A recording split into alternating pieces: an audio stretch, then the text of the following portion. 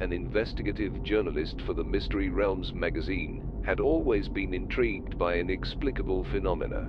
Her latest assignment took her to the Desert Mirage Motel, a desolate establishment perched on the brink of the Nevada desert.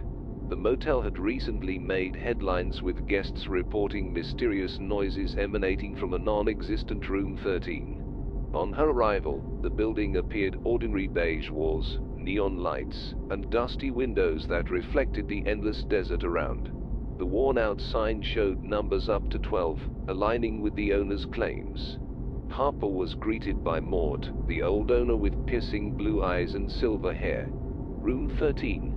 Nothing but tales," he murmured. Yet, his gaze held a warning Harper chose to ignore. She took room 12, the closest to the alleged room 13, and set up her equipment. As midnight approached, the silent desert night was pierced by a faint, rhythmic thudding. Harper's heart raced as she traced the noise to a thin wall next to the bathroom. Inspecting closely, she found a crack that broadened under her touch, revealing a concealed door. A faded 13 was etched on its surface. Summoning her courage, Harper pushed it open. It wasn't just a room she entered, but a vortex into a realm outside of time. The room was opulent, reminiscent of the 1920s, with jazz softly playing. There were people inside, but they appeared dazed, trapped in a continuous loop. A flapper danced in one corner, her beads swaying. A man in a WWII uniform stared longingly at a photo, and a hippie sat on the floor, strumming his guitar. But their eyes held no life, just a hollow emptiness. Captivated, Harper ventured further in, and the door shut behind her, plunging her into this timeless realm. The room seemed to stretch indefinitely. Every few steps, the era changed. She saw a woman in Victorian attire writing a letter, a miner from the gold rush sifting through sand, and a 90s teenager playing a Game Boy. Their actions were repetitive, like a scratched record forever stuck. The realization hit Harper. These were the souls trapped in room 13, ensnared from different periods. This wasn't just a room, it was a timeless snare. Suddenly, a piercing cry echoed. Turning, she saw a mirror, but its reflection was grotesque. It showed every person in their final moments before being trapped. Desperation, fear, hopelessness, their final emotions were captured in an eternal loop. She felt a presence behind her and spun around to see Mort, appearing younger and more sinister. "You shouldn't have entered, dearie," he hissed. "The room feeds on curiosity. It keeps me young, and the room timeless." Harper backed away, her thoughts racing. She recalled an old desert legend her grandmother narrated, about mirrors being portals to one's soul. If she could break the mirror, she might free the trapped souls and disrupt the room's magic. Mort seemed to read her thoughts. "Many have tried, none succeeded," he smirked. With a surge of adrenaline, Harper lunged at the mirror, hurling a vintage lamp at it. The room quaked, and a blinding light erupted. The mirror shattered, releasing a whirlwind of souls. The trapped occupants of room 13, now freed from their timeless prison, rushed past Harper. The last she saw of Mort was his aged form, withering away into dust. She found herself back in room 12, the walls sealed, with no trace of the door to room 13. But the room felt different. The air was lighter, the suffocating heaviness gone. The next morning, Harper checked out. The motel felt abandoned, but she could hear distant laughter and music, the joyous cacophony of freed souls. She penned her experiences, ensuring the Desert Mirage Motel became a symbol of liberation rather than mystery. Room 13 may have vanished, but its legends lived on. Years later, travelers passing the motel would sometimes hear faint jazz music, or see fleeting reflections in the windows, a gentle reminder of the timeless trap of room 13, and the brave journalist who broke its spell. In the dim, flickering light of a solitary bulb, John awoke on a damp mattress, surrounded by peeling wallpaper and the distant hum of an old refrigerator. His head throbbed as he tried to remember how he had ended up in this decaying motel room. Yet, all recollections evaded him. John sat up, his surroundings unfamiliar.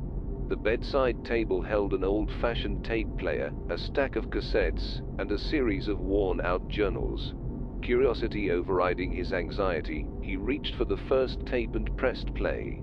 Date: November the 12th, 1990. I don't know my name or how I got here. All I have are these tapes and journals. The voice was eerily calm, but the underlying tremor betrayed its panic. John quickly rifled through the journals. Each entry echoed the same sentiment: awakening in the room, confusion, and the absence of memories. March the 3rd, 1995. Read one entry. My reflection seems unfamiliar. The tapes hold voices, but not mine. I feel I've been here forever. Shaken, John realized that each occupant of the room had faced the same amnesia. Clues to this enigma were in these recordings and writings, and he was the latest captive of the room's twisted game. Hours turned into days as John immersed himself in the journals, connecting dots and deciphering hidden meanings. Amidst the pages, he found recurring mentions of a melody, a tune that many prior occupants had heard but couldn't locate, a siren song that seemed central to the room's malevolent magic. John felt time slip away. He noticed his reflection becoming increasingly unrecognizable. Panic welled up as the room began to feel more like a prison. One evening, as despair threatened to overwhelm him, John stumbled upon a journal entry dated August the 5th, 2001. The melody is not external. It's within. To break free, one must hum the tune. That's the key. His heart raced.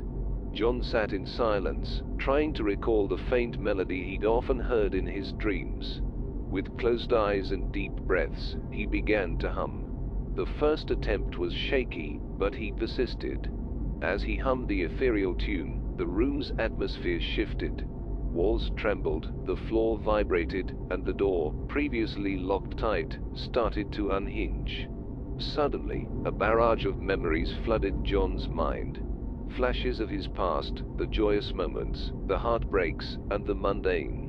The room seemed to feed on his memories, as if trying to hold him back. But John continued, louder and more determined. With a final resounding note, the door burst open, revealing a sunlit world outside. John raced out, leaving behind the cursed motel room. The townfolk spoke of the memory motel in hushed tones, sharing tales of those who never returned. However, John's escape became a beacon of hope. Though he never remembered how he had ended up there, he was the first to emerge with his memories intact. The motel was eventually razed, but the stories lingered, of a room that trapped souls, a haunting melody, and the man who broke free from the clutches of forgotten memories. In the years that followed, John would often hum the tune, a reminder of the ordeal and the strength of human spirit, always ending with a silent prayer for those still trapped within the room's confounding puzzle. A heavy rain battered the windows of the silver sedan as it pulled up to the entrance of the moonlit motel. Inside, 4 college friends Lara, Kyle, Benny, and Jess were eager for a break from their road trip. The neon sign outside the motel flickered intermittently, its eerie red light painting a morose picture. Upon entering the motel's dimly lit lobby, the friends were greeted by an unusually tall night clerk, his pale face illuminated only by the dim glow of a computer monitor. Thin and wiry with deep-set eyes, he eyed each guest with intense scrutiny, as if trying to uncover hidden secrets. The name tag on his faded uniform read Mr. Morrow. "Room for 4?" Kyle asked, trying to avoid direct eye contact. "Yes, of course," Mr. Morrow replied in a voice as smooth as silk. "However, I must ask each of you one question before handing over your keys." The friends exchanged uneasy glances but agreed. They were too exhausted to drive any further. "To you," Mr. Morrow pointed to Jess. "What is your deepest regret?" Jess hesitated but eventually mumbled about a childhood friend she had lost touch with. One by one, the clerk posed similar personal questions to the rest of the group. While they all found it odd, the need for rest overruled their reservations. Handing over the keys, Mr. Morrow's eyes glinted mysteriously. "Enjoy your stay, and may you find what you seek." Lara, feeling unsettled, whispered to Benny as they walked to their room, "There's something off about that clock." The room was nondescript, save for an old painting of the motel, eerily reflecting the moonlight. As night deepened, the friends settled in, trying to shrug off the strange encounter with the clock. However, as the clock neared midnight, they began hearing soft whispers outside their door. Lara, thinking it was one of her friends playing a prank, opened the door to find no one. As she turned to close it, she spotted a silhouette of a young girl, resembling Jess's childhood friend, standing at the far end of the corridor, beckoning. Panicking, Lara called her friends, and they watched as the apparition faded away. Jess, pale-faced, whispered, "It's her. The friend I lost."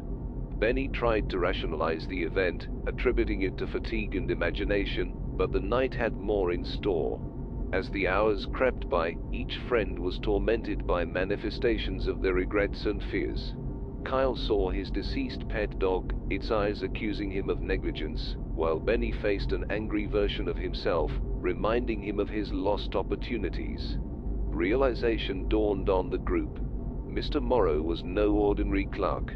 Somehow, he had the ability to bring their fears and regrets to life. They decided to confront him. Armed with makeshift weapons, they headed to the lobby. The place seemed deserted until Mr. Morrow emerged from the shadows, his voice dripping with malice. "Do you now understand the weight of your past?" he taunted. Lara, summoning all her courage, stepped forward. "Why are you doing this? What do you gain from our suffering?" Mr. Morrow's expression softened, his voice now tinged with sadness. "I was once like you, full of regrets. The motel trapped me, feeding off my fears. The only way to free myself was to make others face theirs." Jess, tears streaming down her face, pleaded, "Let us go. We've faced our past, our regrets.